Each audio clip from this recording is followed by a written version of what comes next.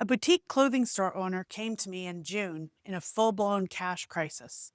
She'd just placed a $127,000 order for fall inventory, the biggest purchase in her store's history, because her QuickBooks showed her spring inventory had nearly sold through at record sell through rate.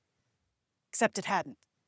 Over $40,000 worth of spring merchandise was still sitting in her stockroom, miscounted and miscategorized.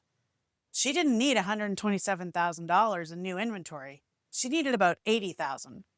But the purchase order was placed, the vendor required a 50% non-refundable deposit, and she was now sitting on $63,000 in committed cash she couldn't get back for product she didn't need. I'm Bev from bookkeepingcoach.net. In 30 years of bookkeeping, inventory errors are some of the most expensive mistakes I see because they don't just affect your books, they affect your cash, your storage, your purchasing decisions, and ultimately, whether you can keep the lights on. With businesses planning Q2 inventory strategy right now, this is the exact moment these mistakes get made. Let me show you how it happened. She ran a women's clothing boutique, about $890,000 in annual revenue, 7 years in business with a loyal customer base. She used QuickBooks Online with a point of sale system supposed to sync with it.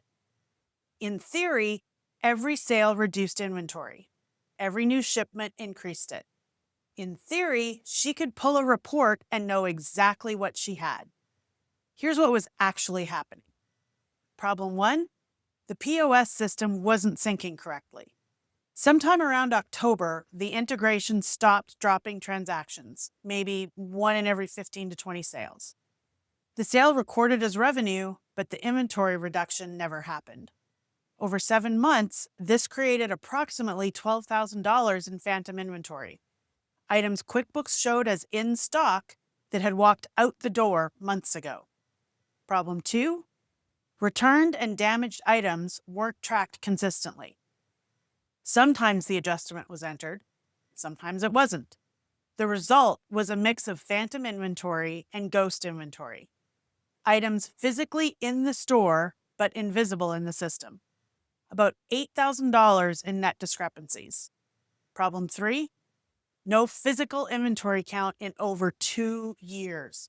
The only data she had is what the system said, and the system was wrong. Problem four, inventory costing was incorrect. She used average cost method, but shipping charges were sometimes excluded. Vendor discounts not reflected. Some items were entered at retail instead of at cost. She thought her average markup was 2.5 times. After correcting the costing, it was 1.7 times. The difference between a profitable store and a barely breaking even one.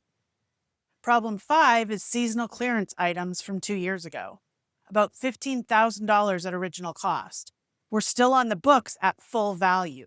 She'd marked them to clearance in the store, but never written them down in QuickBooks. Combined, these errors made her spring sell-through rate look like 78% when it was actually 52%. She placed a $127,000 order she didn't need. The 50% deposit was non-refundable. And when fall inventory arrived, she couldn't fit it all in the stockroom alongside all the spring merchandise that she didn't know she still had. She rented storage at $400 a month.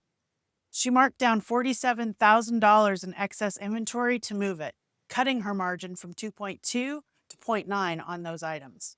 She missed her quarterly sales tax payment, triggering a $2,800 penalty. She delayed payments to 3 vendors, losing early payment discounts worth $4,500. The total direct damage was over $33,000, and she had to shelve her e-commerce launch for 8 months. In retail, 8 months is a lifetime. Because I have inventory turned on in QuickBooks, my inventory is accurate are two very different statements. First, physical counts must match digital counts. The digital system tracks between counts. It is not a replacement for counting. Shrinkage, theft, damage, and sync errors happen constantly. You catch them by counting. Minimum, a full count once a year. Better, twice a year plus rotating your cycle counts. Second, Your point of sale integration needs to be spot checked regularly. Pick 5 transactions each week and verify they moved correctly from the point of sale into QuickBooks. Revenue, inventory reduction, and cost of goods sold. If even one didn't sync, that needs immediate investigation. Third, every inventory adjustment needs documentation. Returns, damages, write-offs, transfers, every non-sale movement needs an entry in QuickBooks with a note explaining why. Inventory adjustment with no explanation is a red flag I see constantly. Fourth, costing needs to be entered correctly and consistently. Purchase price plus freight, duties, and any costs to get the product to your shelf. If costs are wrong, every margin calculation is wrong downstream. Fifth, seasonal markdowns need to be recorded in QuickBooks, not just on the price tag. If you've marked an item from $80 to $30 in the store, but QuickBooks still shows $45 cost, your inventory asset is overstated. Sixth, understand how inventory flows between your balance sheet and your P&L. Inventory is an asset. It doesn't become cost of goods sold until you sell it. If that flow is broken in QuickBooks, your gross margin is wrong and your profit is wrong. So if you carry inventory and you're heading into Q2, what are your options? Option 1 is trust that QuickBooks is right and make purchasing decisions based on it. This works if your system is locked down, your point of sale integration has been verified, and you've done a recent physical count. If you haven't done all 3, you're guessing. And a wrong guess can cost 6 figures. Option 2, do a physical count and compare it to QuickBooks. If the numbers match, great. If they don't, you'll at least know the scope of the problem. It's a good first step, but it doesn't tell you why or how to prevent it. Option 3 is get the right training so you understand how inventory should be tracked in QuickBooks, what controls need to be in place, and how to catch discrepancies before they become purchasing disasters.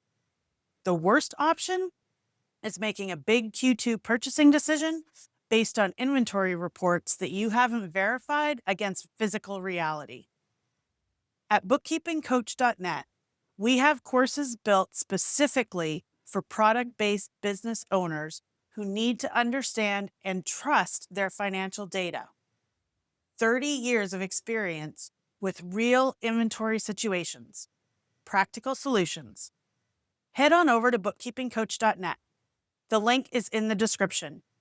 Q2 purchasing decisions are happening right now. Make sure you're buying based on what's real, not what your screen says. Count your inventory, verify your system, and subscribe for more tips. And I will see you in the next video.